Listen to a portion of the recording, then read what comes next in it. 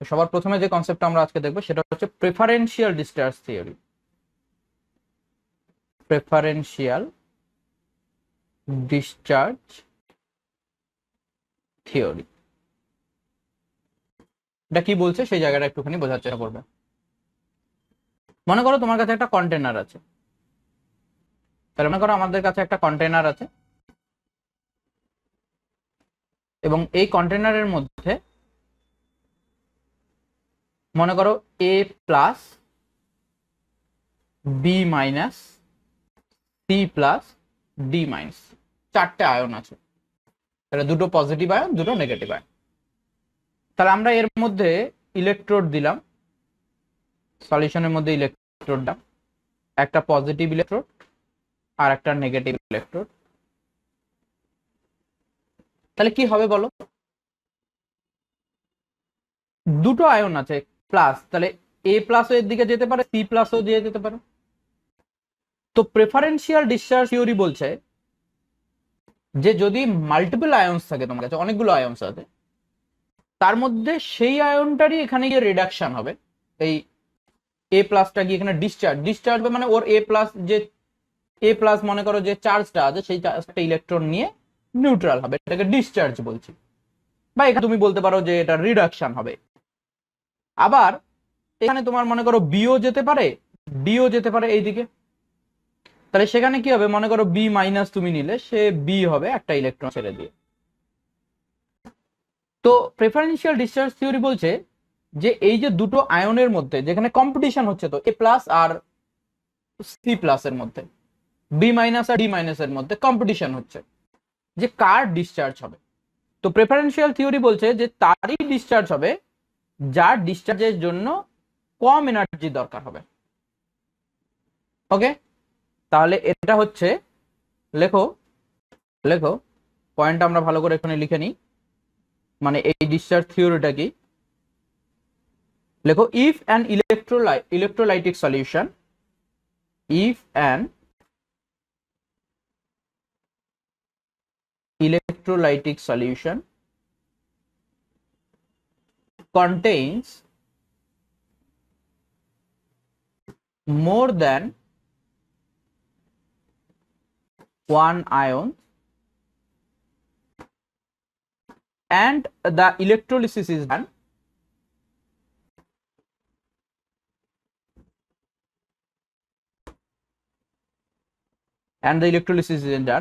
it is observed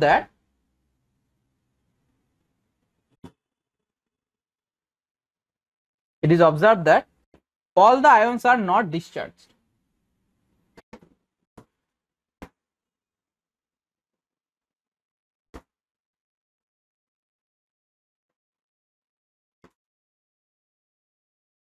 All the ions are not discharged at the electrode simultaneously.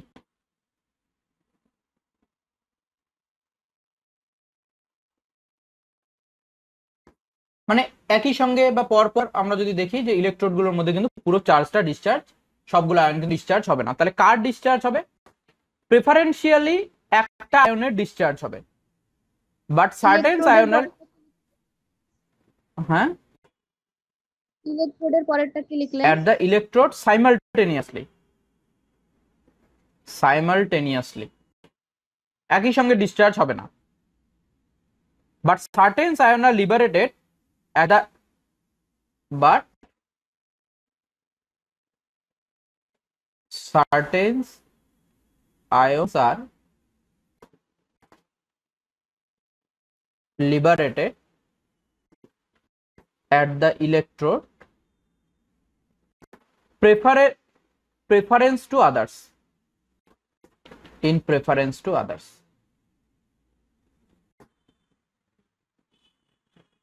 ওকে, তাহলে কন্ডিশনটা বুঝতে পেরেছি আমরা সবাই, যে যদি আমার কাছে এ প্লাস দুটো আয়নই থাকে, তাহলে এর মধ্যে যে কোনো একটা প্রেফারেন্সিয়ালি বেশি এ হবে, মানে চার্জ হওয়ার ক্ষমতা রাখবে। ঠিক আছে, তাহলে এটাকে আমরা কিসের উপর বেস করে বলবো? তো এটা কিসের উপর বেস করে বলবো সেটা আমরা দেখবো হচ্ছে যে এর ইলেকট্রোড পোটেনশিয়ালের উপরে। ডিসচার্জ পোটেনশিয়াল বলছি, যে যার যেটা ডিসচার্জ হওয়ার জন্য কম এনার্জি লাগবে সেটা ডিসচার্জ হবে। তাহলে কার ডিসচার্জ হবে? প্রেফারেন্সিয়াল ডিসচার্জে which have low discharge potential. Discharge potential. তো আমরা কয়েকটা এক্সাম্পল দেখি এদের মধ্যে, ঠিক আছে? তাহলে কয়েকটা এক্সাম্পল দেখো। যেমন যেমন আমরা এখানে লিখি, পরের পেজে লিখছি, হ্যাঁ, ডিসচার্জে পোটেনশিয়াল। দেখো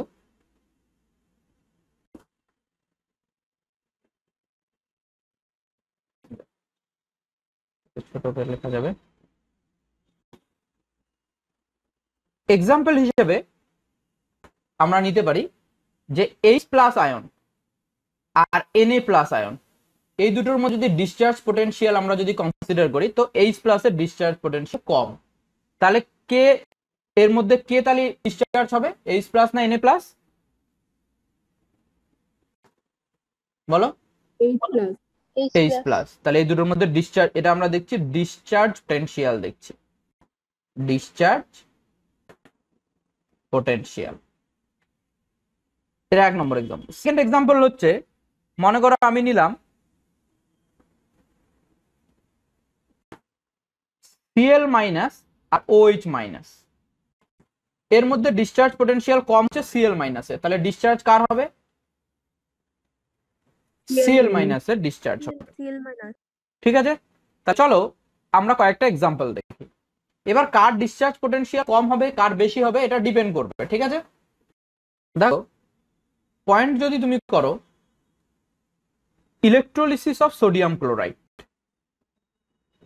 ইলেকট্রোলিসিস অফ সোডিয়াম ক্লোরাইড এর অ্যাকোয়াস সলিউশন, তাহলে বলো কোন কোন আয়ন আছে সোডিয়াম ক্লোরাইডে যদি আমরা ডিসোসিয়েট করি, কোনটা কোনটা আয়ন তৈরি হবে? Na প্লাস আর Cl minus, Na plus Cl minus. আর ওয়াটারও আবার ডিসোসিয়েট হবে H প্লাস আর OH মাইনাস। তাহলে বলো যারা ক্যাটায়ন, কটা ক্যাটায়ন আছে আমার কাছে? দুটো ক্যাটায়ন। ক্যাটায়ন গুলো কোন দিকে যাবে? কোন দিকে যাবে? ক্যাথোডের দিকে। ক্যাথোডের দিকে। অ্যানায়ন গুলো কোন দিকে যাবে? অ্যানোডের দিকে। অ্যানোডের দিকে। অ্যানোডের দিকে। ক্যাথোডে গিয়ে কি হবে? রিডাকশন। অ্যানোডে গিয়ে কি হবে? অক্সিডেশন। এবার প্রশ্ন হলো Na প্লাস আর OH মাইনাস এর মধ্যে প্রেফারেন্স কার বেশি? Na প্লাস আর H প্লাস এর মধ্যে একটু আগে আমরা বললাম Na প্লাস আর H প্লাস এর মধ্যে H প্লাস এর প্রেফারেন্স বেশি। তাহলে H প্লাসটাই তাহলে এখানে যাবে ক্যাথোডের দিকে। তাহলে ক্যাথোডে যে রিঅ্যাকশনটা হবে সেখানে H প্লাসটারই রিডাকশন হবে, তার মানে হাফ H2 গ্যাস তৈরি হবে ক্যাথোডে। বোঝা গেছে? যায়নি? তাহলে ক্যাথোডে কি সোডিয়াম পাবো আমরা? Na প্লাসটা ইলেকট্রন দিয়ে কি সোডিয়াম হবে? না, তাহলে এখানে আমরা পাবো হচ্ছে হাইড্রোজেন গ্যাস। আবার এইদিকে তুমি দেখো OH মাইনাস আর Cl মাইনাস, এই দুটোর মধ্যে কার প্রেফারেন্স বেশি বললাম? কার বললাম? Cl minus. তাহলে Cl মাইনাস এর প্রেফারেন্স বেশি, তাহলে Cl মাইনাস গানে গিয়ে Cl2 হবে। তাহলে আমরা যদি জিজ্ঞেস করে যে অ্যানোডে কোন গ্যাস পাবো, তাহলে অ্যান্সার হচ্ছে ক্লোরিন গ্যাসকে পাবো। ক্যাথোডে কোন গ্যাস পাবো? অ্যান্সার হচ্ছে হাইড্রোজেন গ্যাসকে পাবো। ক্লিয়ার হয়েছে? হয়নি? হাইড্রোলিসিস অফ NaOH বুঝতে পেরেছি। তাহলে সলিউশনের মধ্যে কোন কোন কন্টেন্ট থাকবে, কোন কোন আয়ন থাকবে? Solution contains Na plus ion সলিউশনের মধ্যে থেকে যাবে and OH মাইনাস, এই দুটো আয়নস কিন্তু সলিউশনের মধ্যে থেকে যাবে যদি আমরা ইলেকট্রোলিসিস লিখি। বলো এইটুকু কারো বুঝতে অসুবিধা আছে? না স্যার। ক্লিয়ার? তাহলে Na প্লাস আর OH মাইনাস, ফাইনালি যদি আমরা ওয়াটারটা এভাপোরেট করে দিই তাহলে আমরা NaOH এর ক্রিস্টাল পাবো। তাহলে এটা একটা পদ্ধতি হতে পারে যে NaCl এর ইলেকট্রোলিসিসের মাধ্যমে আমরা NaOH তৈরি করতে পারি। NaCl এর যদি ইলেকট্রোলিসিস করি তাহলে আমাদের NaOH তৈরি হবে, এটা একটা পদ্ধতি হতে পারে NaOH তৈরি করার। চলো সেকেন্ড এক্সাম্পলটা দেখা যাক। সেকেন্ড এক্সাম্পলটা দেখো, electrolysis of copper sulphate. Point করো, electrolysis of copper sulfate solution using platinum electrode। Platinum ইলেকট্রোডকে ইউজ করে আমরা কপার সালফেটের ইলেকট্রোলিসিস করছি। তাহলে কপার সালফেট সলিউশনে গেলে কি কি আয়ন তৈরি করবে? কপার সালফেট সলিউশনে গেলে তৈরি করবে কপার 2+ আয়ন আর হচ্ছে SO4 2- আয়ন। আর ওয়াটার তো ছিলই, ওয়াটার হয়ে গিয়ে H+ আর হচ্ছে OH-। ডেটাটা একটুখানি দেখো, H+ আর কপার 2+ কার রিডাকশন পোটেনশিয়াল বেশি? ক্যাথোডে কি হবে, H+ না কপার 2+? দেখো একবার, কপারের বেশি। তাহলে কপারে যদি বেশি হয় তাহলে কপার 2+টা প্রেফারেন্স বেশি থাকবে, কপার 2+টা কপার সলিড হয়ে যাবে অ্যাকোয়াস থেকে। তাহলে আমার ক্যাথোডের রিঅ্যাকশনটাতে কপার হবে। আর অ্যানোডের রিঅ্যাকশনটাকে যদি আমি দেখি, অ্যানোডের রিঅ্যাকশনটাতে কি হবে বলো? SO4 2- আর ওর মধ্যে কার বেশি? OH- এর ডেটাটা তো ওখানে দেওয়া নেই। হ্যাঁ, OH- H2O। তাহলে এখানে OH- এর প্রেফারেন্স বেশি SO4 এর থেকে। তাহলে OH- এটা অক্সিডাইজ হয়ে যাবে, তাহলে এটা হয়ে যাবে H2O 2OH- H2O plus O plus এখানে হচ্ছে 2 ইলেকট্রন, আর দুটো অক্সিজেন আবার পরপর জুড়ে গিয়ে O2 গ্যাস তৈরি করবে। তাহলে প্রশ্ন যদি আসে তাহলে কি হবে বলো? অ্যানোডে কোন গ্যাস রিলিজ হবে? অ্যানোডে, তাহলে আমরা প্রেফারেন্সটা ভালো করে মনে রাখবো, SO4 2- এর থেকে OH- এর প্রেফারেন্স বেশি, কপার 2+ আর H+ এর মধ্যে কপারের প্রেফারেন্স বেশি। ডিসচার্জ প্রেফারেন্সিয়াল ডিসচার্জের দিক থেকে কপারের প্রেফারেন্স বেশি হবে ডিসচার্জ হওয়ার। তাহলে আমরা ক্যাথোডে কপার ডিপোজিট হবে আমাদের, আর অ্যানোডে আমাদের কি তৈরি হবে? O2 গ্যাস তৈরি হবে। এরপরে এক্সাম্পলটা দেখো, পরের এক্সাম্পল দেখো, electrolysis of sodium sulphate solution using inert electrodes. তাহলে লেখো, electrolysis of sodium sulphate solutions using inert electrode. এটা দেখি তোমরা এটা পারবে, ইনার্ট ইলেকট্রোড। সোডিয়াম সালফেট কোন কোন আয়ন তৈরি করবে? Na2, তাহলে এটা দুটো আয়ন তৈরি করবে, এক হচ্ছে Na+ আর একটা হচ্ছে SO4 2-। ঠিক আছে। আচ্ছা, এবার দেখো তুমি এখানে ওয়াটারটা তোমার তো ডিসোসিয়েট হবে, ওয়াটারটা হয়ে যাবে H+ আর OH-। ওয়াটার এই দুটো আয়নের ডিসোসিয়েট হবে। এই দুটোর মধ্যে প্রেফারেন্স আমি অলরেডি জানি, Na+ আর H+ এর মধ্যে কার প্রেফারেন্স বেশি? H+। তাহলে ক্যাথোডের রিঅ্যাকশনটা কি হবে? ক্যাথোডের রিঅ্যাকশন হবে H+ অ্যাকোয়াস একটা ইলেকট্রন নিয়ে হাইড্রোজেন গ্যাস তৈরি করবে। অ্যানোডের রিঅ্যাকশনটা কি হবে? অ্যানোডে কার প্রেফারেন্স বেশি? OH-। তাহলে OH- কি হয়?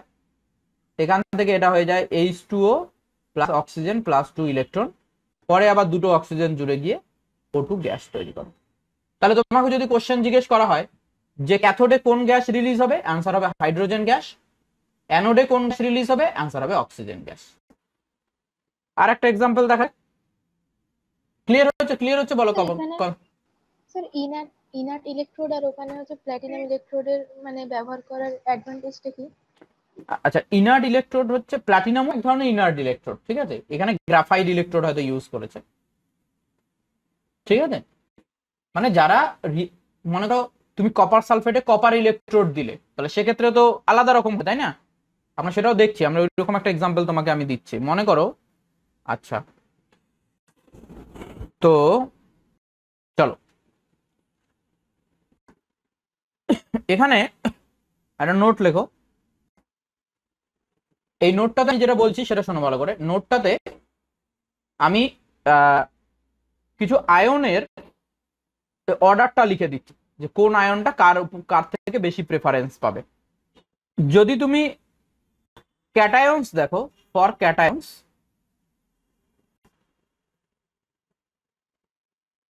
কে প্লাস, এর থেকে বেশি পাবে Na প্লাস, তার থেকে বেশি পাবে Ca2 প্লাস, তার থেকে বেশি পাবে Mg2 প্লাস, তার থেকে বেশি পাবে Al3 প্লাস। আমরা অর্ডারটা মনে রাখতে পারবো, জিঙ্ক 2 প্লাস আমরা মনে রাখার চেষ্টা করব। তারপরে হবে H প্লাস, H প্লাসের থেকে বেশি কপার 2 প্লাস, কপার 2 প্লাসের থেকে Hg2 প্লাস, Hg প্লাসের থেকে Ag প্লাস। তাহলে অর্ডার মনে থাকবে। তাহলে যদি H প্লাস আর কপার 2 প্লাস থাকে তাহলে কার ডিসচার্জ হবে?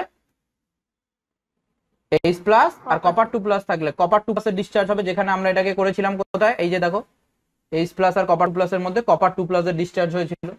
তাহলে এই অর্ডারটাকে আমরা মনে রাখবো ক্যাটায়নের জন্য। আর ফর অ্যানায়ন, অ্যানায়নের মধ্যে সব থেকে কম হবে SO4 2 মাইনাসের, ওকে। তারপরে আসবে NO3 মাইনাস, তারপরে হবে OH মাইনাস, তারপরে হবে Cl মাইনাস, তারপরে হবে Br মাইনাস, সবচেয়ে বেশি হবে I মাইনাস। তাহলে এই অর্ডারটা আমরা মনে রাখার চেষ্টা করব যে এটা হবে এদের ডিসচার্জ হওয়ার অর্ডার, যে কে আগে ডিসচার্জ হবে, প্রেফারেন্সিয়াল ডিসচার্জ যেটাকে আমরা বলছি তার অর্ডার। স্যার পেজটা একটু নিচে নামাবেন। ওকে, লেখো। স্যার Cl মাইনাসের পরে ওটা কি লিখেছিলেন? I minus, Br minus. বলো, এইটুকুতে কারো কোথাও কোনো ডাউট আছে যে কার প্রেফারেন্স বেশি হবে কার কম হবে আমরা কি করে বুঝলাম? ঠিক আছে, এবারে দেখো কত নম্বর এক্সাম্পল কাছে, ইলেকট্রোলিসিস অফ সোডিয়াম সালফেট। পরেরটা দেখো, তাহলে অর্ডারটা জানলে এটা সহজ হয়ে যাবে। এরপরে করো electrolysis of copper sulphate, electrolysis of copper sulphate using copper electrode.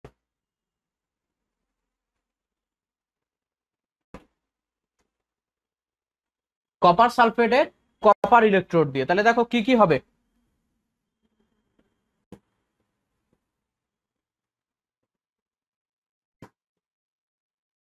তাহলে কপার সালফেট সলিউশনে গিয়ে দুটো আয়ন তৈরি করবে, একটা হচ্ছে কপার 2 প্লাস আর একটা হচ্ছে SO4 2 মাইনাস। তাহলে কপার ইলেকট্রোডই আছে, ঠিক আছে, কপার ইলেকট্রোড আছে।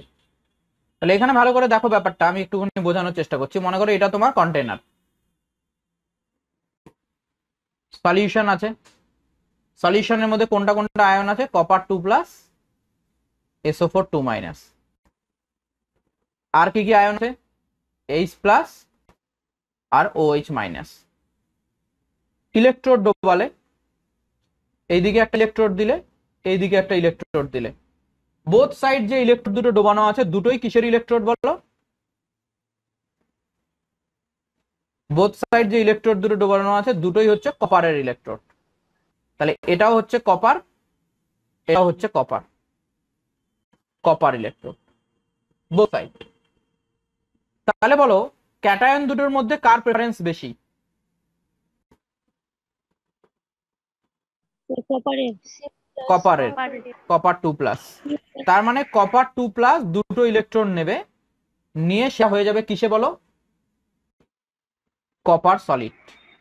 তার মানে একটা রড আছে, যে রডটা নেগেটিভলি চার্জড সেই রডটাতে কপার ডিপোজিট হতে থাকবে, তাহলে কপার 2 প্লাস এখানে ডিপোজিট হবে। আচ্ছা, অক্সিডেশন পোটেনশিয়াল আমরা দেখবো, রিডাকশন পোটেনশিয়ালের উল্টোটা। অক্সিডেশন পোটেনশিয়াল যার বেশি হবে তার অক্সিডেশন, তাহলে এখানে তিনটে অক্সিডেশন পোটেনশিয়াল হওয়ার চান্সেস আছে। কার কার অক্সিডেশন হওয়ার চান্সেস আছে? কপার থেকে কপার 2 প্লাস হওয়ার চান্সেস আছে, OH মাইনাসটা এটা ওয়াটার হওয়ার চান্সেস আছে, ওয়াটার আর অক্সিজেন।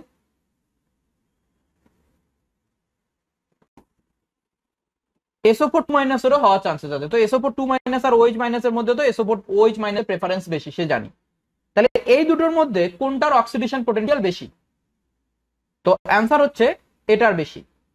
তাহলে অক্সিডেশন যেখানে হবে, মানে যেটা অ্যানোডে যে রিঅ্যাকশনটা হবে, অ্যানোডে এই রিঅ্যাকশনটা না হয়ে কপারটাই কপার 2 প্লাস আয়ন হিসেবে চলে যাবে। তার মানে এখানে কপার ইলেকট্রোড থেকে ক্ষয়ে গিয়ে সলিউশনের মধ্যে কপার 2+ আয়ন হিসাবে আসবে। তাহলে রিঅ্যাকশনটা আলটিমেটলি কি হলো, ক্যাথোডে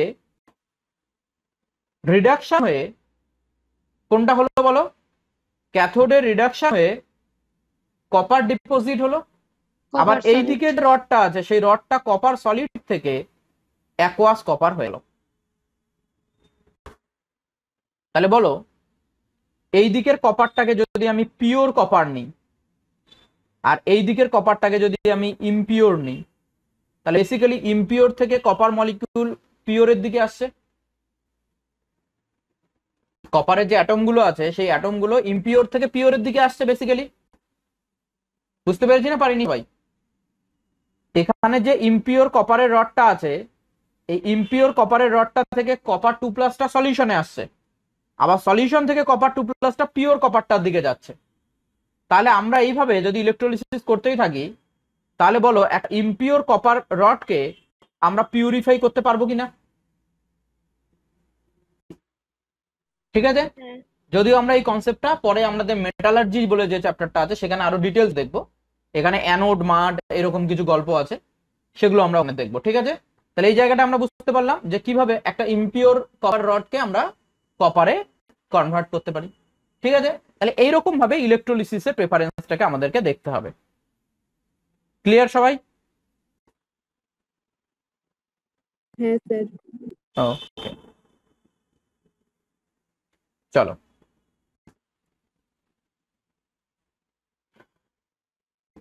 তাহলে এই অবধি আমাদের একটা পার্ট দাও। এবারে আসো আমরা নেক্সট যে পয়েন্টে যাব সেটা হচ্ছে ফ্যারাডেস ল অফ ইলেকট্রোলিসিস। পয়েন্ট করো, আজকে আমাদের এটাকে কমপ্লিট করতে হবে চ্যাপ্টারটা। ঠিক আছে, যদি 2 ঘন্টার বেশি সময় আরেকটা মিটিং করতে হয় করবো। ঠিক আছে, চ্যাপ্টারটা কমপ্লিট করতে হবে আজকে। Faraday's law of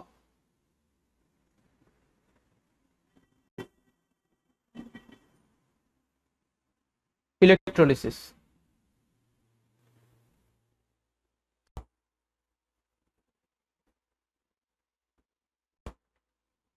easy. ফ্যারাডের ইলেকট্রোলিসিসের দুটো ল আছে, একটা হচ্ছে ফার্স্ট ল,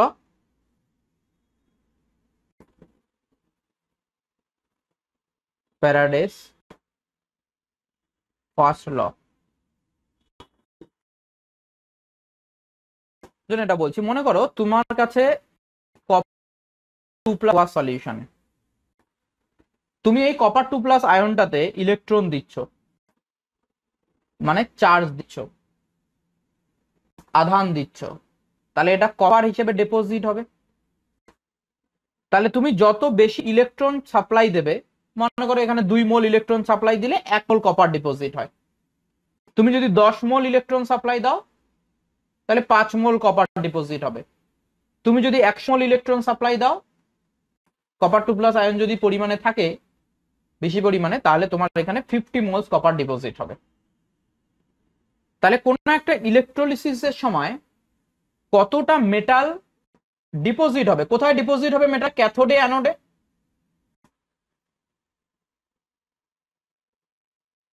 মেটালটা কোথায় ডিপোজিট হবে? ক্যাথোডে ডিপোজিট হবে না অ্যানোডে ডিপোজিট হবে?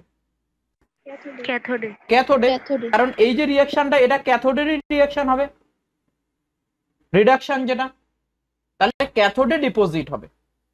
এইরকম হতে পারে তোমার একটা অ্যানোড আছে যেখানে তোমার কপার সলিড ছিল,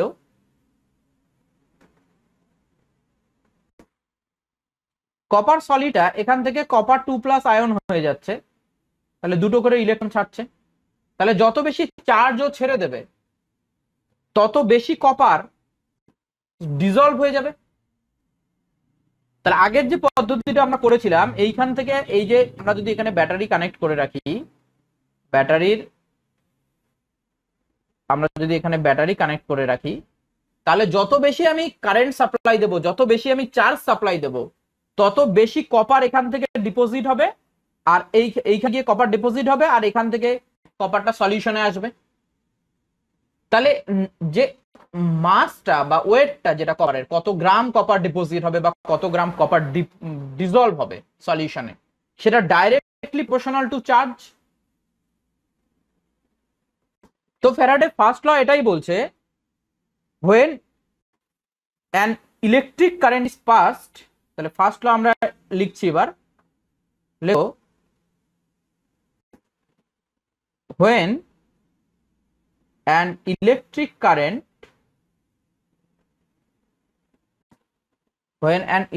current is passed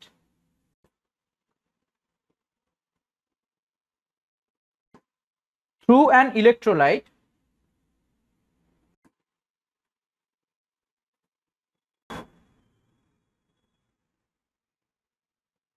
the amount of substance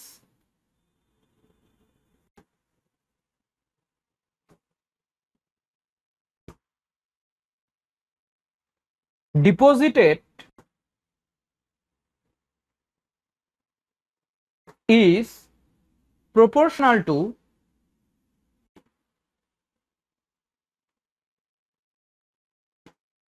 quantity of electric charge.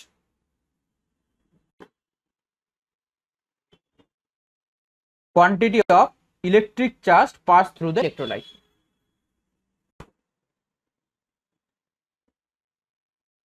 Directly proportional লিখলে ভালো হতো না?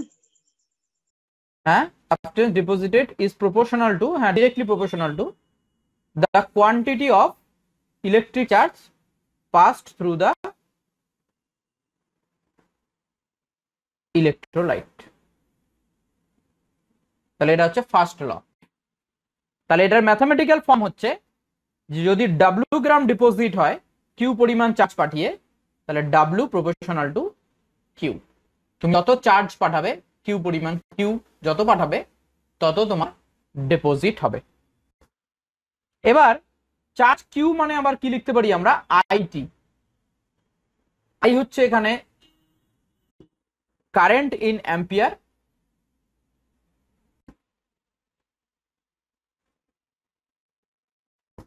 আর টিটা হচ্ছে টাইম ইন সেকেন্ড। তাহলে এখানে চার্জটা হচ্ছে ইন কুলম্বে আমরা পাবো। ক্লিয়ার? তাহলে আমরা এটাকে লিখতে পারি W প্রপোর্শনাল টু IT। তার মানে তুমি যত বেশি সময় ধরে কারেন্ট পাঠাবে, সেম পরিমাণ কারেন্ট যদি তুমি বেশি সময় ধরে পাঠাও, তাহলে বেশি কপার ডিপোজিট হবে।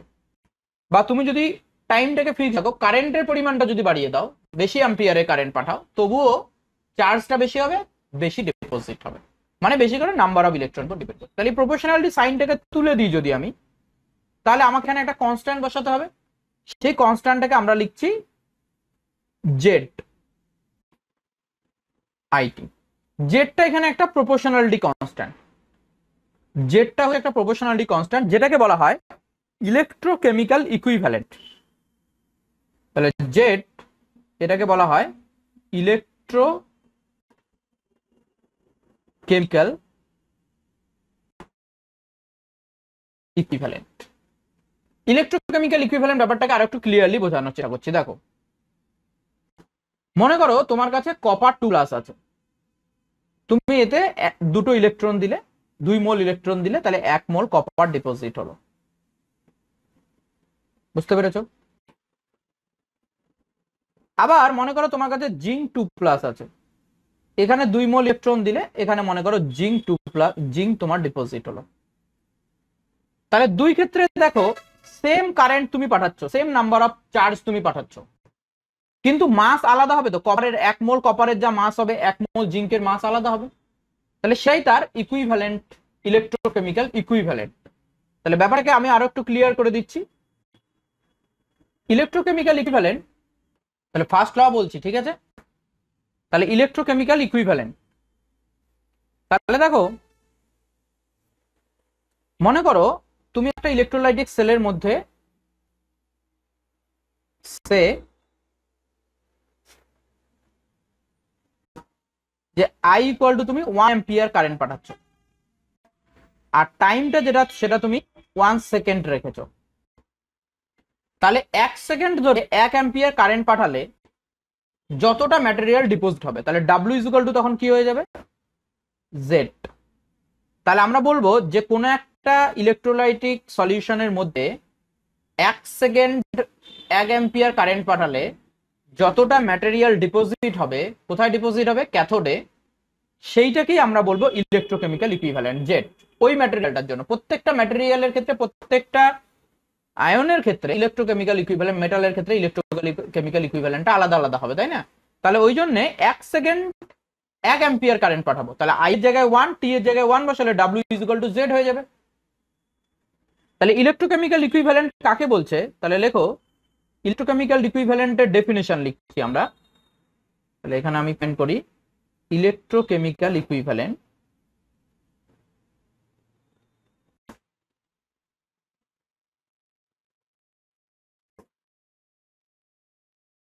এটাকে বলছে it is defined as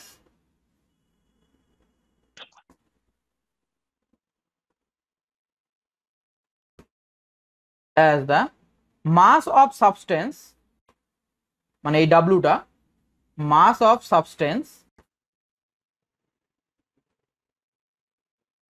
deposited by 1 coulomb of charge।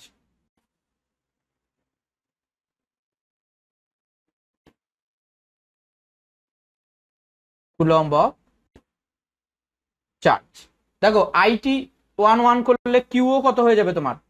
1 × 1 coulomb, তার মানে 1 কুলম। তাহলে 1 কুলম চার্জ পাঠালে যতটা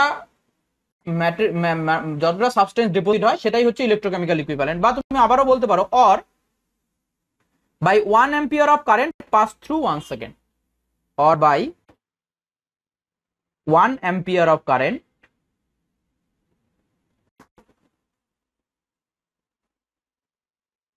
passed through 1 সেকেন্ড। তাহলে 1 সেকেন্ড ধরে 1 অ্যাম্পিয়ার কারেন্ট হলে যতটা মাস ডিপোজিট হবে সেটাই হচ্ছে ইলেকট্রোকেমিক্যাল ইকুইভ্যালেন্ট। বোঝা গেছে? ঠিক আছে স্যার আগের পেজটা একটু দেখান। হ্যাঁ স্যার। তাহলে যদি আমি এক্সাম্পল হিসেবে এরকম বলি যে সিলভারের ইলেকট্রোকেমিক্যাল ইকুইভ্যালেন্ট হচ্ছে 0.00111 গ্রাম, তাহলে বললাম যে ইলেকট্রোকেমিক্যাল ইকুইভ্যালেন্ট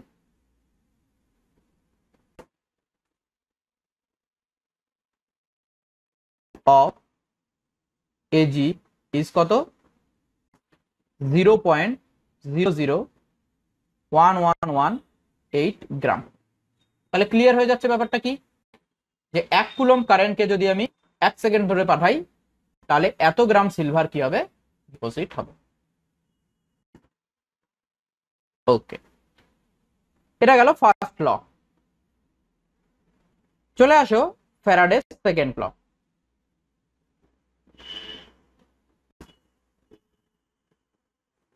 ফ্যারাডেস সেকেন্ড ল।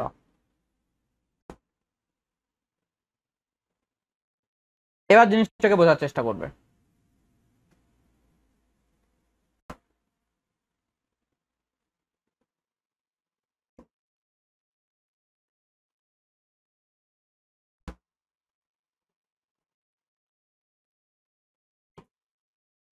মনে করো আমার কাছে এরকম 3টে কন্টেনার আছে। 3টে কন্টেনারের মধ্যে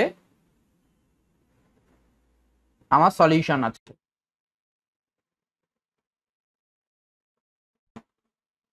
সলিউশন গুলো কিসের? মনে করো প্রথমটাতে আছে AgNO3, মানে Ag+ আছে। পরেরটাতে মনে করো আছে কপার সালফেট, তারপরটাতে মনে করো আছে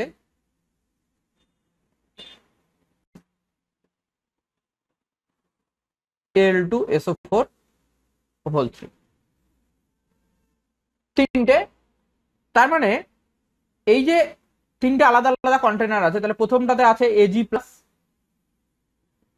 পরেরটাতে আছে কপার 2+, তারপরে সলিউশনটাতে আছে Al3+। আমি শুধু ক্যাটায়নটাকে লিখছি, যার ডিপোজিশন হবে আর কি, মনে করো ক্যাথোডে। এবারে এইখানে আমার ইলেকট্রোড এরকম করে সাজানো আছে। ভালো করে খেয়াল করবে ইলেকট্রোডটাকে আমি কিভাবে সাজিয়েছি।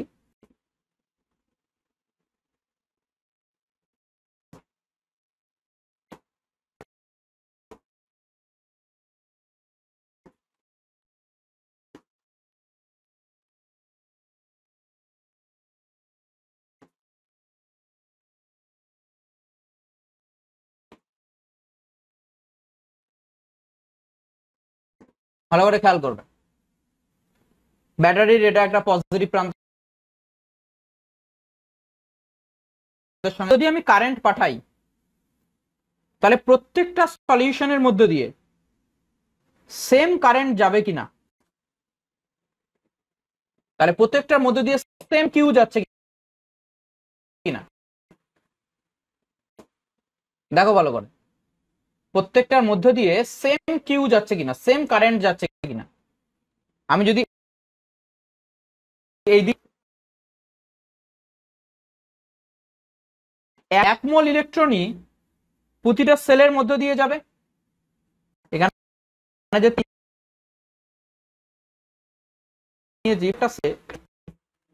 তাহলে প্রথমটাতে কি হবে, প্রথমটাতে এজি প্লাস 1 মোল ইলেকট্রন দিলাম, তাহলে এখানে এজি সলিড হয়ে গেল। পরেরটাতে কি হবে, কপার 2 প্লাস 1 মোল ইলেকট্রন দিলাম, কতটা কপার ডিপোজিট হবে, কত মোল কপার ডিপোজিট হবে, হাফ কপার ডিপোজিট হবে। L3 প্লাস 1 মোল ইলেকট্রনই পাঠালাম, তাহলে এটা 1/3 অ্যালুমিনিয়াম ডিপোজিট হবে।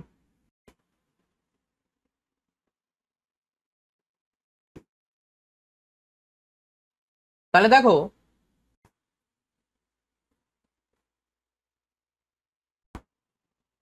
আমরা ইকুইভ্যালেন্ট মাস পড়েছিলাম, ইকুইভ্যালেন্ট মাস ইকুয়াল টু হচ্ছে molar mass by N factor. এবার ক্যাটায়নের এন ফ্যাক্টর কত হয়, charge of the cation. N factor for cation কি, এন ফ্যাক্টর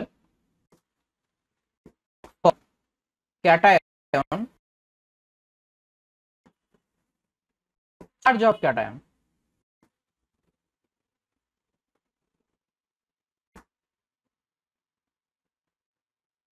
তাহলে তুমি দেখো এজি প্লাসের ক্ষেত্রে Ag/1,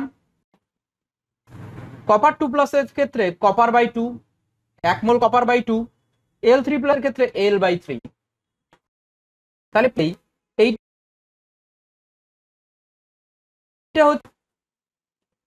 এটা হচ্ছে এর ইকুইভ্যালেন্ট মাস অফ কপার, এখানে হচ্ছে ইকুইভ্যালেন্ট মাস অফ অ্যালুমিনিয়াম। তাহলে ক্লিয়ার বোঝা যাচ্ছে যে যদি আমি সেম কারেন্ট পাঠাই, তাহলে প্রত্যেকটা আয়ন তাদের ইকুইভ্যালেন্ট পরিমাণ আয়নই ডিপোজিট হবে। বলো এই জায়গাটা কারো কোনো বুঝতে অসুবিধা আছে কি না,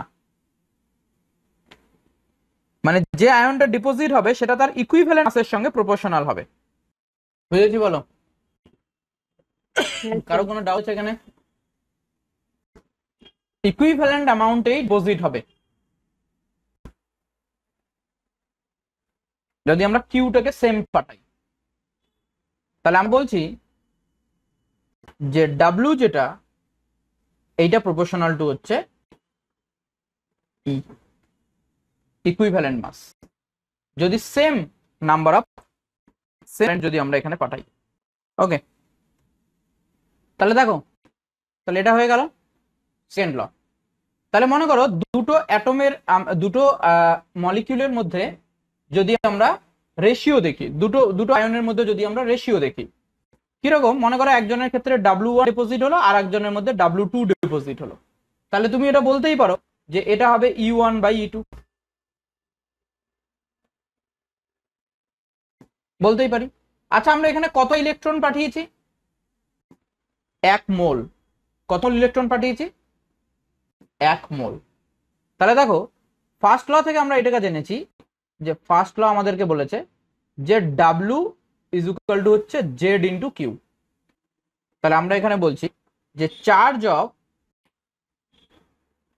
1 mole of electron equal to হচ্ছে 1.66 into 10 to the power minus 19 into 6.023 into 10 to the power 23 coulomb. এটা আসবে তোমার 96,500 কুলম, যেটাকে আমরা বলি 1 ফ্যারাড। একটা ইলেকট্রনের 1 মোল ইলেকট্রনের চার্জ। তো আমরা এখানে 1 মোল করে ইলেকট্রন নিয়েছি, তাহলে ডিপোজিট কত হবে? ই। তাহলে সেকেন্ড ল বলছে যে ডাব্লিউটা হয়ে যাবে ই কখন? যখন তুমি 96,500 কুলম পাঠাবে কিউ এর জায়গায়। তাহলে বলো তো এখান থেকে আমরা একটা জিনিস লিখতে পারি যে Z is equal to E by F. এটা তো এফ, 96,500 কুলম মানে এফ। তাহলে আমরা লিখতে পারি E is equal to Z into F. Or আমরা লিখতে পারি যে জেড ইজ ইকুয়াল টু হচ্ছে ই বাই সেকেন্ড ল এটাই রিপ্রেজেন্ট করছে। তাহলে দেখো এখান থেকে যদি তুমি লেখো তাহলে জেড প্রপোর্শনাল টু ই। দুটো ইলেকট্রোডের ক্ষেত্রে একজনের যদি জেড ওয়ান আর একজনের যদি জেড টু হয় ইলেকট্রোফিজিক্যাল ইকুইভ্যালেন্ট, তাহলে এটা ইজ ইকুয়াল টু হবে E one by E two. তাহলে এই এক ফর্মুলা আমরা ইউজ করব ডাইরেক্ট, এই একটা ফর্মুলা আমরা ইউজ করব ডাইরেক্ট, আর এই একটা ফর্মুলা আমরা ইউজ করব ডাইরেক্ট। সেকেন্ড ল এর এখান থেকে আরেকবার বলুন। সেকেন্ড ল মানে কি বলছে যে তুমি যদি 1 মোল করে ইলেকট্রন পাঠাও তাহলে তাদের ইকুইভ্যালেন্ট অ্যামাউন্টে ডিপোজিট হবে। তাহলে ডাব্লিউটা কি হয়ে যাবে? ইকুইভ্যালেন্ট মাস। জেড জেডই থাকবে। কিউ এর জায়গায় কতটা পাঠাতে হবে তোমাকে? 1 মোল ইলেকট্রনের চার্জ। 1 মোল ইলেকট্রনের চার্জ কত? 1 ফ্যারাডে বা 96,500 কুলম। সেই চার্জের জায়গায় আমি 96,500 কুলম বসিয়েছি। তাহলে 96,500 কুলম বা 1 ফ্যারাডে, এফ লিখেছি 1 ফ্যারাডে। তাহলে E equal to Z into F হয়ে গেল। বলো কারো কোনো ডাউট আছে গুতে? তাহলে Z1 by Z2 is equal to E1 by E2। এটা হচ্ছে সেকেন্ড ল। আগে যেটা লিখেছিলেন ওটা ঠিক ছিল না? ওখানে আমরা W1 W2 E1 E2 লিখেছি, ওটা তো ঠিকই আছে, ওটা কোনো অসুবিধা নেই, কিন্তু এটা ঠিক Z1 বাই Z2 E1 ওটা তো হবেই না। W যার বেশি তার মানে তার ইকুইভ্যালেন্ট মাস বেশি, সেম কারেন্ট পাঠিয়েছে তো। তাহলে দেখো এবার ওই ফর্মুলাটাকে একটু চেঞ্জ করছি। ফার্স্ট ল এর ফর্মুলাটা W ইজ ইকুয়াল টু ছিল Z ইনটু কিউ বা ছিল কি জেড আইটি। জেড এর জায়গায় কি লিখতে পারি? E by F. তাহলে সুতরাং এখান থেকে আমি লিখছি W is equal to E by F into IT. और তুমি এটাকে এরকমও লিখতে পারো W is equal to E IT divided by 96,500। তাহলে তুমি যদি কারেন্ট তোমাকে যদি দেওয়া থাকে, টাইম যদি দেওয়া থাকে, ইকুইভ্যালেন্ট মাস যদি দেওয়া থাকে, তাহলে তুমি বলতে পারবে যে কতটা ডিপোজিট হবে। আগেরটাও ঠিক ছিল, W A by W B মানে হচ্ছে equivalent mass of A by equivalent mass of B. যদি তুমি এখানেও দেখো সেম কারেন্ট সেম টাইমে তুমি পাঠাচ্ছ, একই পরিমাণ চার্জ পাঠাচ্ছ, তাহলে ডাব্লিউ প্রপোর্শনাল টু কি ই হবে এখান থেকে। তাহলে তুমি বলতে পারো যে দুটো যদি থাকে, একটা যদি W1 আর একটা যদি W2 হয়, তাহলে এটা হয়ে যাবে E1 বাই E2। তাহলে যার ইকুইভ্যালেন্ট মাস বেশি হবে তার ডিপোজিটও বেশি হবে। এটাও লেখা যেতে পারে, কোনো অসুবিধা নেই। চলো আমি একটা কোশ্চেন দিচ্ছি, কোশ্চেনটা ভালো করে খেয়াল করবে। কোশ্চেনটা বলছে how much charge is required, how much charge is required to reduce option A হচ্ছে 1 মোল অফ Al3+। অপশন মানে এগুলো কোশ্চেন। বি পার্ট হচ্ছে 1 mole of Al3+ to aluminium আর 1 mole of MnO4 minus to Mn2+। Easy. প্রথমটাতে কি হচ্ছে, question easy, দেখো how much charge is required, ভালো করে কোশ্চেনটা শুনবে, চার্জ চেয়েছে। তাহলে অ্যালুমিনিয়াম 3+ কে অ্যালুমিনিয়াম করতে গেলে কত মোল ইলেকট্রন লাগবে? 3 মোল। 3 মোল ইলেকট্রন লাগবে। তাহলে 3 মোল ইলেকট্রনের চার্জ কত? 1 মোল ইলেকট্রনের চার্জ একটু আগে বের করেছি, তাহলে आंसर হবে 3 ইনটু এফ। 1 মোল ইলেকট্রনের চার্জ এফ, তাহলে 3f চার্জ থাকবে, 3 ইনটু 96,500 কুলম্ব। ক্লিয়ার? এ পার্টের आंसर হলো। বি পার্টের आंसर দেখো 1 মোল MnO4 মাইনাস থেকে Mn2+ হয়েছে, কত মোল ইলেকট্রন লাগবে? 5 মোল। Mn2+। তুমি এখানে কিভাবে বুঝবে কত মোল ইলেকট্রন লাগবে? অক্সিডেশন স্টেট দেখবে, এখানে অক্সিডেশন স্টেট +7 আর এখানে অক্সিডেশন স্টেট +2, তাহলে ইলেকট্রন এখানে কটা দিতে হবে? 5টা ইলেকট্রন দিতে হবে, তাহলে 5 মোল ইলেকট্রন দরকার, তাহলে চার্জ কত হবে? 5f, তার মানে 5 ইনটু 96,500 কুলম্ব। ইজি কোশ্চেন, ঠিক আছে?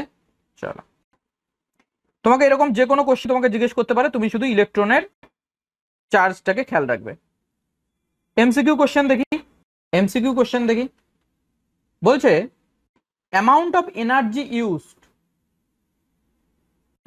Amount of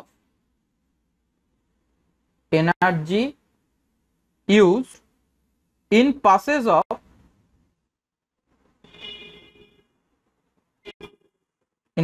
of 1 ampere current for 100 seconds under a potential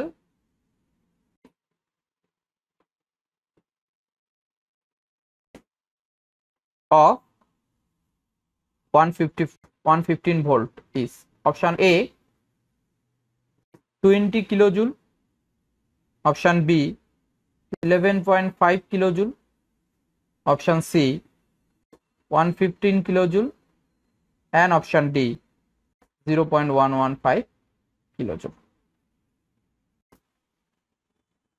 question এটা आंसर বলো। 11.5 কিলোজুল। 11.5 কিলোজুল। দেখো এখানে ভালো করে শুনবে, এনার্জি মানে কি? এনার্জি কোনটাকে বলে? এখানে তো একটুখানি ফিজিক্সও লাগবে। এনার্জি মানে হচ্ছে চার্জ ইনটু পটেনশিয়াল। তো তোমাকে চার্জটা বের করতে হবে, আর কিছু না। পটেনশিয়াল তোমাকে দেওয়াই আছে। চার্জ কত? 1 অ্যাম্পিয়ার কারেন্ট 100 সেকেন্ড ধরে পাঠাচ্ছ, তাহলে চার্জ হচ্ছে 1 ইনটু 100 কুলম্ব। পটেনশিয়াল কত দিয়েছে? 115 ভোল্ট, তাহলে এটা হলো জুল। কুলম্ব ইনটু ভোল্ট হচ্ছে জুল, তাহলে এগুলো মনে রাখতে হবে আমাদের, যে কুলম্ব ইনটু ভোল্ট এটা ইজ ইকুয়াল টু জুল। ঠিক আছে, তাহলে কত হলো এটা? 115,000 জুল, তাহলে আমার কিলো জুলে आंसर আছে, তাহলে এটা হয়ে গেল 11.5 কিলোজুল। সহজ কোশ্চেন, ফিজিক্সের কোশ্চেন এগুলো যদিও। চলো এক কোশ্চেন বলি এবার, এই কোশ্চেনটা তোমরা পারবে দেখবে। 1 litre of 1 molar copper sulfate solution is electrolyzed. Solution is electrolyzed after passing 2 Faraday charge. After passing 2 Faraday charge, তাহলে বলো তো কত মোল চার্জ পাঠানো হয়েছে 2 Faraday চার্জ মানে? 2 Faraday চার্জ মানে কত মোল চার্জ পাঠানো হয়েছে? 2 মোল। তাহলে the molarity of copper sulfate solution will be option A m/2, option B, এটা খুব important question, m/4, option C m and option D is 0। খুব ইম্পর্টেন্ট কোশ্চেন, ঠিক আছে? কোশ্চেনটাকে একটু স্টার মার্ক করে রাখো, সহজ কোশ্চেন কিন্তু ইম্পর্টেন্ট। তাড়াতাড়ি বলো। m বলো by বলো বলো। 2 m/2 না, ভালো করে বুঝবে। আমি আবার বলছি, 1 লিটার সলিউশন নেওয়া হয়েছে, কত মোলার? 1 মোলার। আমাকে বলো কপার সালফেট সলিউশনে যে কপার 2+ আয়নটা থাকবে, অ্যাকোয়াস আয়নটা, এটা কত মোল থাকবে? 1 মোলার 1 লিটার মানে কত মোল?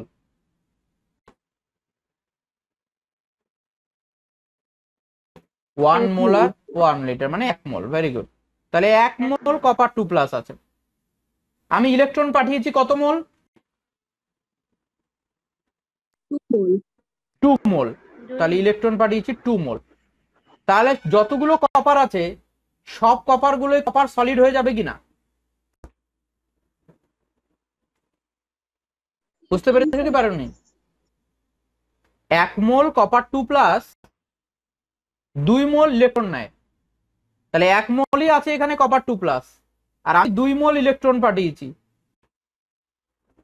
স্বাভাবিক যতগুলো কপার 2+ সলিউশনের মধ্যে ছিল সবগুলো কপার 2+ কপার হয়ে যাবে, সলিড। তাহলে সলিউশনের মধ্যে কোনো কপার 2+ পড়ে থাকবে? না স্যার। তাহলে মোলারিটি কত হবে? মোলারিটি কত হবে? বলো বলো। 0 0। মোলারিটি হয়ে যাবে 0। দেখো এক লাইনও না অ্যান্সারটা, তাই না? তুমি এমনি মুখে মুখে দেখে দেখে বলতে পারতে অ্যান্সার। এই ধরনের কোশ্চেন আরেকবার বলছি, 1 মোল কপার নিয়েছিলাম, আমি কপার 2+, 1 মোল নিয়েছিলাম, তার মধ্যে 2 ফ্যারাডে চার্জ পাঠিয়েছি, মানে 2 মোল ইলেকট্রন পাঠিয়েছি। মনে রাখবে 1 ফ্যারাডে মানে 1 মোল ইলেকট্রন। 1 মোল ইলেকট্রনের চার্জকে আমরা বলবো 1 ফ্যারাডে চার্জ। তাহলে 2 মোল ইলেকট্রনের চার্জ হচ্ছে 2 ফ্যারাডে চার্জ। তাহলে এখানে 2 ফ্যারাডে চার্জ পাঠানো হয়েছে, তার মানে 2 মোল ইলেকট্রন পাঠানো হয়েছে। তাহলে 2 মোল ইলেকট্রন যদি পাঠানো হয় তাহলে স্বাভাবিকভাবে কপার সলিড হয়ে যাবে। তাহলে যতগুলো কপার ছিল সমস্ত কপার 2+ আয়ন কপার সলিড হয়ে গেছে। তাহলে কপার 2+ আয়নের আর সলিউশনের মতন অস্তিত্ব নেই। তার মানে ওর যে মোলারিটি হয়ে গেল সেটা হয়ে গেল 0। ঠিক আছে। আচ্ছা, আমি যদি 1 ফ্যারাডে চার্জ পাঠাতাম তাহলে आंसर কি হতো?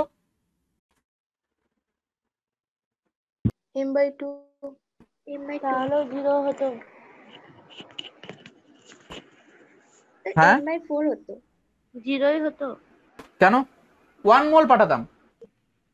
আমি যদি কপার 2+ অ্যাকোয়াস, এটা 1 মোল দিল, আর আমি এর মধ্যে 1 মোল ইলেকট্রন পাঠালাম। ঠিক আছে, তা লিমিটিং কোনটা হয়ে গেল? ইলেকট্রন। তাহলে এটা হাফ মোল কপার তৈরি করতো, তাহলে এটা হাফ মোল হতো। তাহলে এখানে সলিউশনে পড়ে থাকতো কত মোল? হাফ মোল। তাহলে মোলারিটি কত হয়ে যেত? m/2। তাহলে নিউ মোলারিটি হয়ে যেত m/2। বুঝেছো বোঝনি? কারো বুঝতে অসুবিধা আছে কোশ্চেনটা? কারো বুঝতে অসুবিধা আছে? আর একটা কোশ্চেন বলছি, দেখো। What current is to be passed? Sir এটা কি n1 v1 দিয়ে করলে হবে না? n1 n1 v1 = n2 v2। না না না, এখানে n2v2 কেমন করে হলো? ভলিউম তো চেঞ্জই হচ্ছে না, না 1 লিটার সলিউশনই আছে। ভালো করে বোঝো। তুমি একটা কন্টেনারের মধ্যে 1 লিটার সলিউশন নিয়েছো, নিয়ে তার মধ্যে ইলেকট্রোলিসিস করছো, তাহলে সলিউশনের যে ভলিউমটা আছে সেটা তো চেঞ্জ হবে না, 1 লিটারই থাকবে। বুঝতে পেরেছো? হ্যাঁ sir. What current is to be passed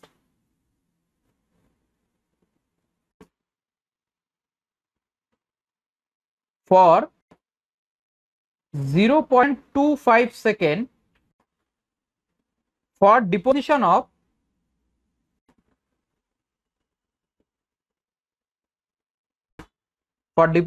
of certain weight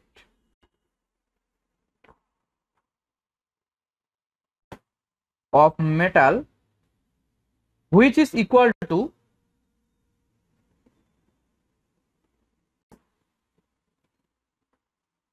its electrochemical equivalent। একদম সহজ কোশ্চেন। Electrochemical equivalent.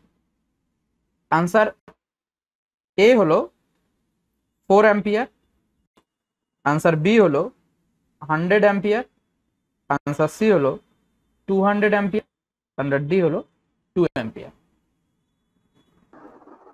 আচ্ছা আরেকটা জিনিস বলি এখানে, এই কোশ্চেনটা এসেছিল আলিগড় মুসলিম ইউনিভার্সিটির যে মেডিকেলের এক্সামটা হয় এএমইউ এ, আগে হতো, ওইটার 2006 এর কোশ্চেন ছিল মেডিকেলের। দেখো কোশ্চেনটা একদম ইজি, এক লাইনের আনসার, মানে কিছু ভাবতেও হবে না। তুমি ডাব্লিউ ইজ ইকুয়াল টু পেয়েছিলে জেড আইটি, মনে আছে ফার্স্ট ল থেকে, বলছে যে ততটাই ওয়েট ডিপোজিট হতে হবে যেটা তার ইলেকট্রোকেমিক্যাল ইকুইভ্যালেন্টের সমান। তার মানে তোমাকে ডাব্লিউ ইকুয়াল টু জেড হতে হবে। কখন?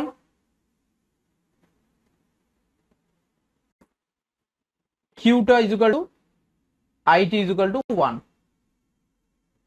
1 কুলম তোমাকে কারেন্ট পাঠাতে হবে। 4 অ্যাম্পিয়ার হবে তাহলে স্যার? 4 অ্যাম্পিয়ার হবে তাহলে। তাহলে দেখো এখানে টাইমটা বলা আছে 0.25 সেকেন্ড, তার মানে তোমাকে আই ইন্টু টি যেন 1 হয়, তাই না? তাহলে টাইম বলা আছে আই কত হবে, তাহলে আই ইজ ইকুয়াল টু হয়ে যাবে 1/t, এত অ্যাম্পিয়ার। তাহলে অ্যান্সার হয়ে গেল 1/0.25 অ্যাম্পিয়ার, মানে 4 অ্যাম্পিয়ার। 4 অ্যাম্পিয়ার কারেন্ট যদি তুমি পাঠাও তবেই তোমার 1 কুলম কারেন্ট হবে। 4 অ্যাম্পিয়ার কারেন্ট 0.25 সেকেন্ডে পাঠাতে হবে, তাহলে সেটা 1 কুলম কারেন্ট হবে, এবং 1 কুলম কারেন্ট পাঠালে তবেই ইলেকট্রোকেমিক্যাল ইকুইভ্যালেন্টের সমপরিমাণ ম্যাটেরিয়াল ডিপোজিট হবে। ক্লিয়ার? কারো কোনো ডাউট আছে বলো? কারো কোনো ডাউট আছে এখানে? এই ধরনেরই প্রশ্ন তোমরা পাবে। আচ্ছা আর একটা কোশ্চেন বলি, চলো এটা লাস্ট আমাদের, লাস্ট মানে এই টপিকের উপরে কোশ্চেন লাস্ট, ঠিক আছে? কোশ্চেন হচ্ছে if A aqua solution of an following salt, if the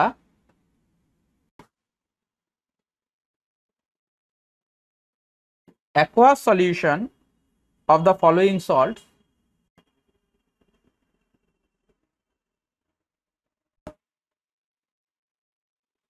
are electrolyzed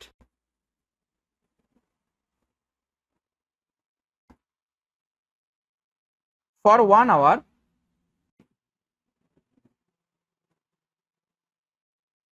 with 10 ampere current, 1 ঘন্টা ধরে 10 ampere কারেন্ট পাঠানো হলো, we will deposit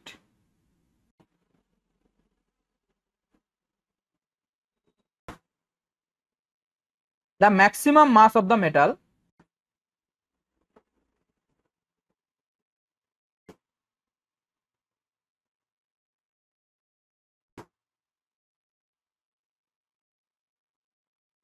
at cathode. Option A ZnSO4, option B FeCl3, option C HFCl4, and option D AgNO3. বলছে যে আমি একই পরিমাণ current সবার মধ্যে পাঠালাম। কত পরিমাণ কারেন্ট? একই পরিমাণ কারেন্ট পাঠিয়েছি। দেখো তুমি একবার, কতটা কারেন্ট? 1 আওয়ার ধরে 10 অ্যাম্পিয়ার, কত কুলম কারেন্ট?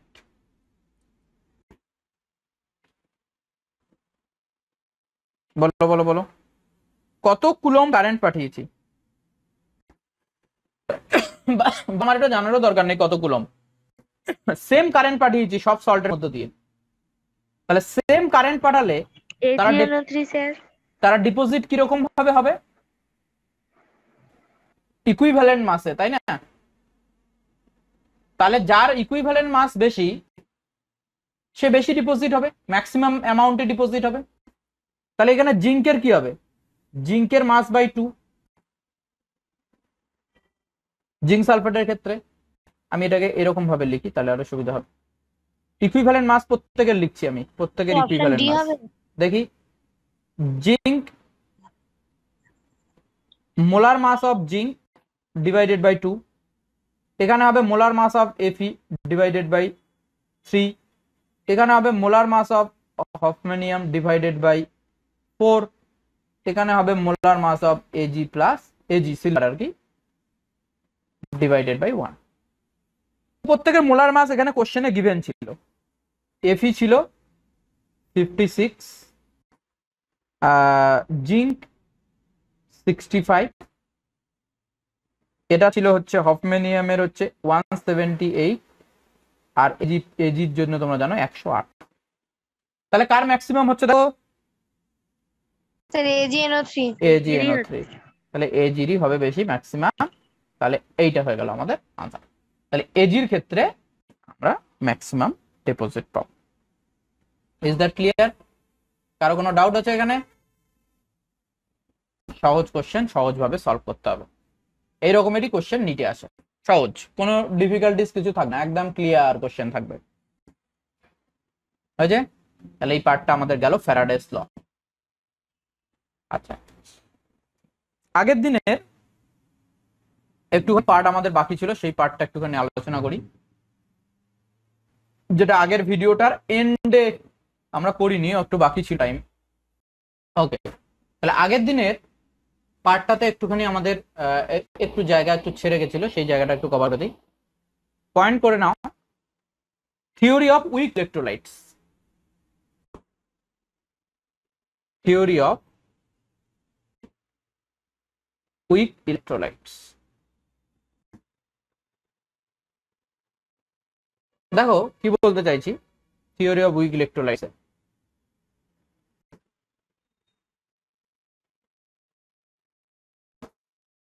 মনে করো তোমার কাছে এ বি এরকম একটা উইক ইলেকট্রোলাইট আছে, তাহলে যেটা ডিসোসিয়েট হয়ে যাবে ইকুইলিব্রিয়ামে লিখবো A plus R B minus.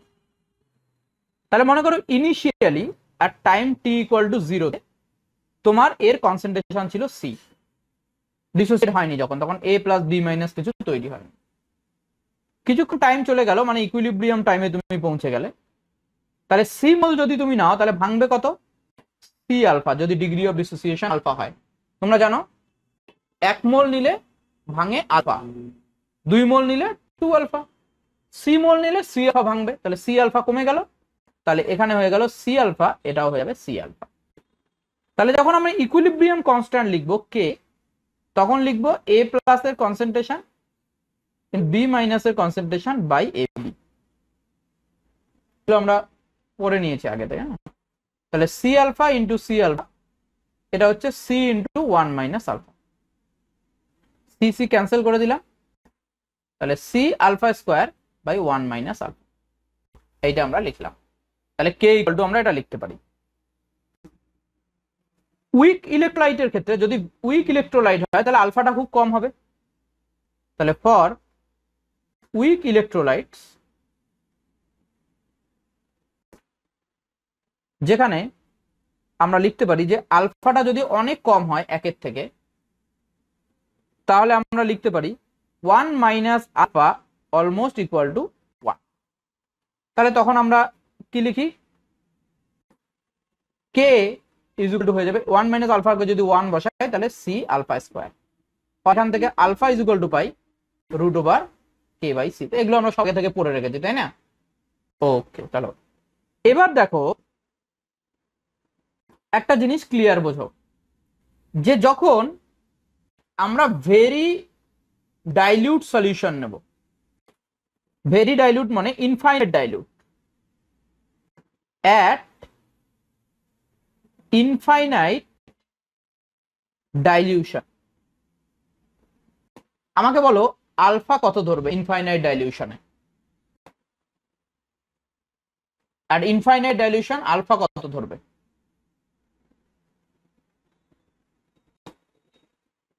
তাড়াতাড়ি বলো।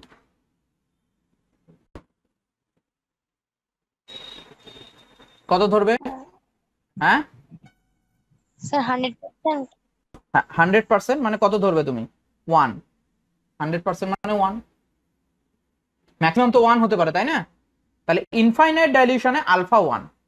আচ্ছা বলো, আলফা যত বেশি হবে মোলার কন্ডাক্টিভিটি তত বেশি হবে না কম হবে?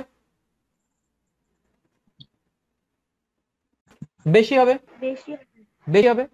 তাহলে মনে করো আমি এটা লিখতে পারি যে molar conductivity at any concentration divided by molar conductivity at infinite dilution is equal to alpha by 1।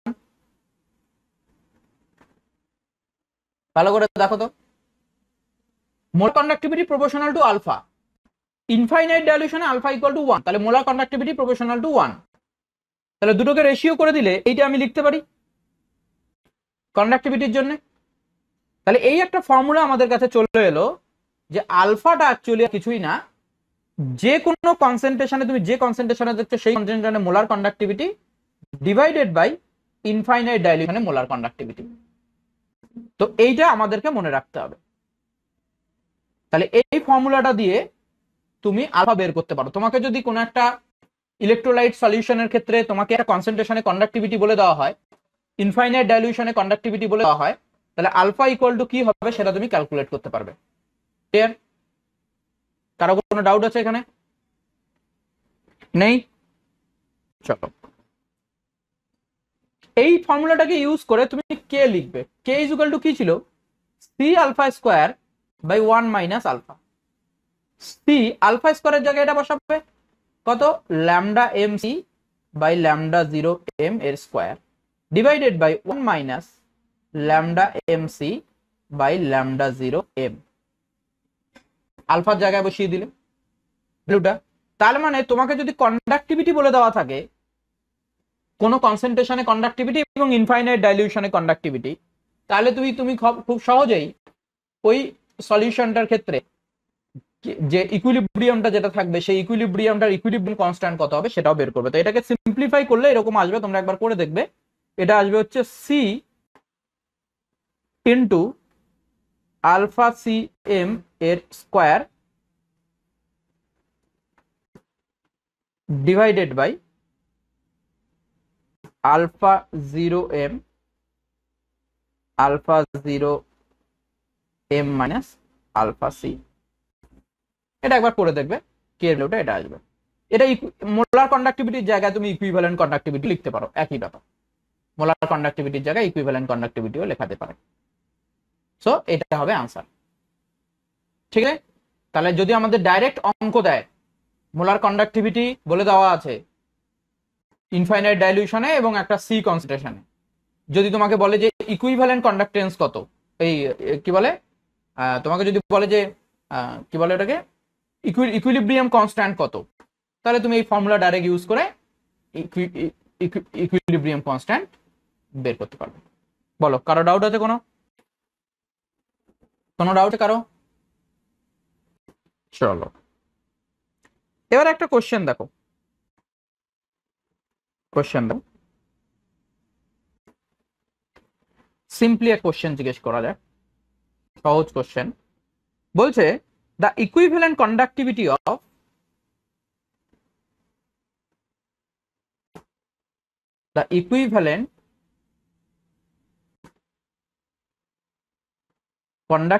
of n by 10 solution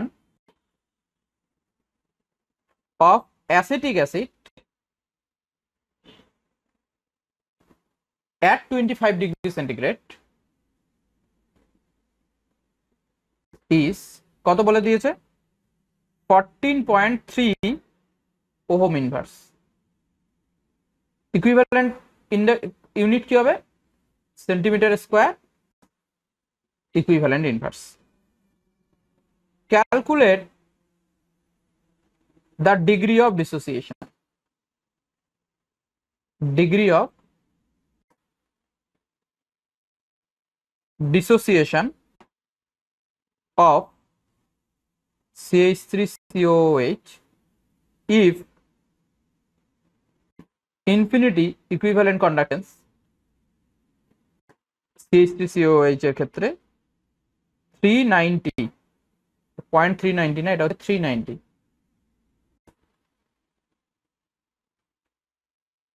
390.71 যেরকম থাকে ohm inverse centimetre square equivalent inverse. বলো আলফা কত হবে? এটাই জানতে চাইছি।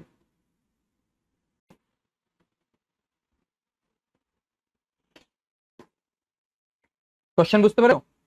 সিম্পলি তোমার কাছে আলফা জানতে চেয়েছে, আর কিচ্ছু না। কত হবে?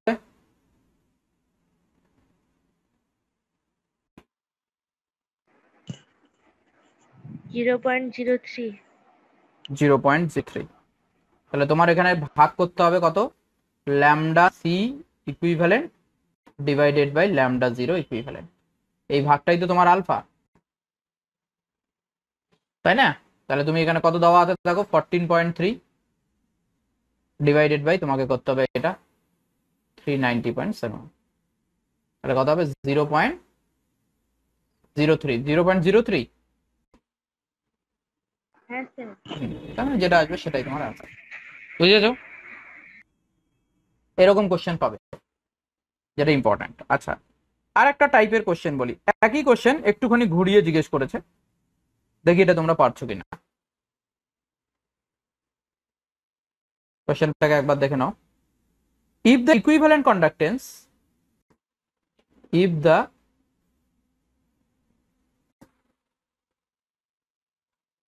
equivalent conductance of 1 molar benzoic acid, এটা একটা week acid, benzoic acid is 12.8 ohm inverse centimeter square equivalent inverse, and if conductance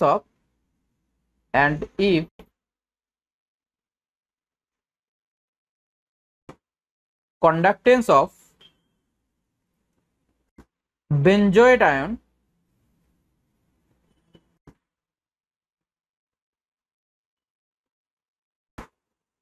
and H plus ion are 42 and 288.42 ohm inverse centimeter square equivalent inverse respectively, its degree of dissociation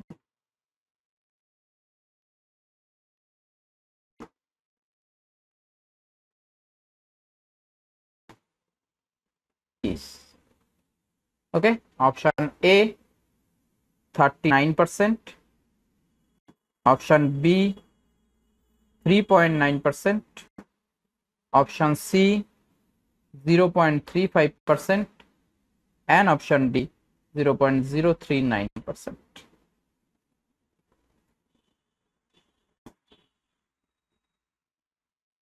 আচ্ছা, আমি অপশনগুলো দেখেই answer বলতে পারবো। 0.039%। না, হয়নি। Option দেখে আমি আনসার বলতে পারবো। দেখো, একটা বেনজোইক অ্যাসিড, মনে রাখবে যেগুলো উইক অ্যাসিড আছে তাদের যে ডিসোসিয়েশন যে আলফা হয় ডিগ্রিটা, অপশন বি অপশন বি 3.9%। 3.9%। যেগুলো উইক অ্যাসিড হয় তাদের ডিগ্রি অফ ডিসোসিয়েশন 1 to 5% হয়। তো এখানে 1 to 5% এর মধ্যে একটাই অ্যান্সার আছে যেটা 3.9। বুঝতে পেরেছো?